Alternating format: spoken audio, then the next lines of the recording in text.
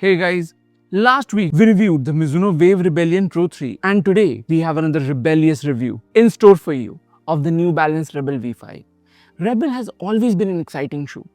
Many brands follow a 2-year cycle where major upgrades are introduced every second year, while the versions released in between typically receive only minor upper updates. Rebel is not one of those shoes. It gets major updates every year, just like the Nova Blast. V4 was popular among the runners that saw major updates in design and geometry, but it didn't resonate with us. We preferred version 2 and 3 over it. Our main complaint was the new foam, which moved from supercritical TPU to supercritical EVA PBA blend.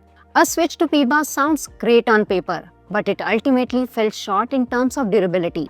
V5 seems to have the exact same formulation. We have divided this review into 4 segments, talking about the 3 core components of a running shoe: upper, midsole and outsole. We will rate them in a scale ranging from bad to excellent. In the final segment, we will talk about the competition and value. Let's start with the stats. Myself, Siddharth. I am Anu and you are watching Jogger Channel.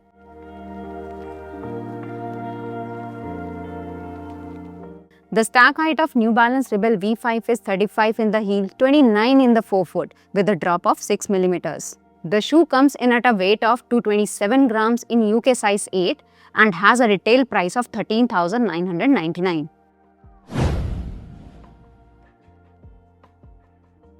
The Rebel's upper is made of engineered mesh with phantom fit tech that enhances lockdown.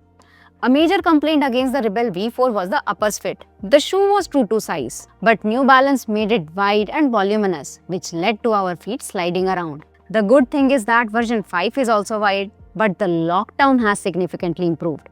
It can accommodate all foot shapes and sizes. The tongue is not paper thin. It's on the thicker side, which prevents lace bite while lacing tightly. The upper doesn't just excel in lockdown, it's also great for breathability. The padding is minimal and the ventilation holes in the forefoot and midfoot keep the feet cool. New Balance has hit a home run with this upper. We would rate it as exceptional.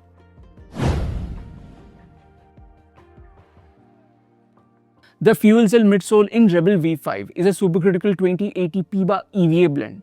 We were not big fans of this formulation in the last Rebel. We found version 4 to be cushioned and bouncy in the initial runs, but after 40-50 kilometers, the midsole lost its resilience. There was a lot of compression without much energy return. To address this, New Balance has increased the stack by 5 mm. V5 now comes in at 35 and 29 mm, a much needed change that has largely fixed the issue. The running experience is soft yet lively, with greater emphasis on the softness. It performs well at almost every speed, has good pace versatility, but not great for long distance running past the half marathon mark, as it started bottoming out. Softer foams don't have longer lives, as we have seen in the Nova Blast 5.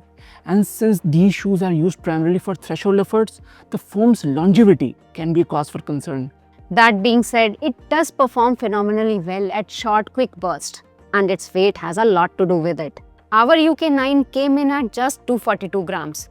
A quick shout out to the stability as well. Shoes on the softer end of the spectrum like the Nova Blast 5 and Evo SL can feel unstable on uneven surfaces. Rebel V5's wide platform negates it to the best of its ability.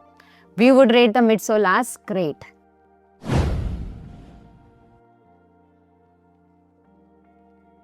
The outsole of Rebel V5 has endurance rubber with a large pad of rubber in the forefoot and 2 small strips on the heel. This layout is typically seen in top-end carbon-plated racing shoes. Endurance rubber provides decent grip, but there are large exposed areas in the midfoot and heel regions. Considering how soft the fuel cell foam is, there is a very high chance of midsole damage in harsh conditions. Extra soft midsole and an exposed outsole? A lifespan of 400 kilometers is what we expect out of this shoe. The outsole is average. New Balance has been promoting the Rebel V5 as an up-tempo, speed-focused daily trainer. But we found it would be better to pair it with an actual durable daily trainer. With this rotation, one can train fast in the Rebel, while slow, easy and long runs can be handled by a shoe like Nimbus or Vomero. This setup will guarantee a longer life for the Rebel. This can be a good tool in your armory if you train in the lightweight nimble Rebel and race in a plated shoe of your choice. There are many alternatives to the Rebel, first being Adidas Adizero Evo SL. Many runners hail the Evo SL as the best all-rounder ever made, and there is a good reason for it. Adidas disrupted the market by using a super foam in the midsole with a midfoot shank that makes Evo SL the liveliest daily trainer out there. Rebel has a better upper, is cheaper and more stable, but Evo SL is just a better choice. Another shoe that many view as an alternative to Rebel would be Nova Blast 5 from Asics. Both shoes have a few attributes in common, like super soft foams, accommodating fit, and 13,999 price tag. ASICS says that the latest Nova's Flight Foam Blast Max midsole is softer and bouncier, but in our experience, it's more like an easy long-run shoe for your slower miles. The Rebel, on the other hand, is better suited to tempo efforts and speed work. They can pair up in a rotation, where both the shoes exist together along with the carbon-plated racer for race days. That's it from us today. Do like and subscribe if you found the content meaningful. See you in the next one. Thank you. Goodbye.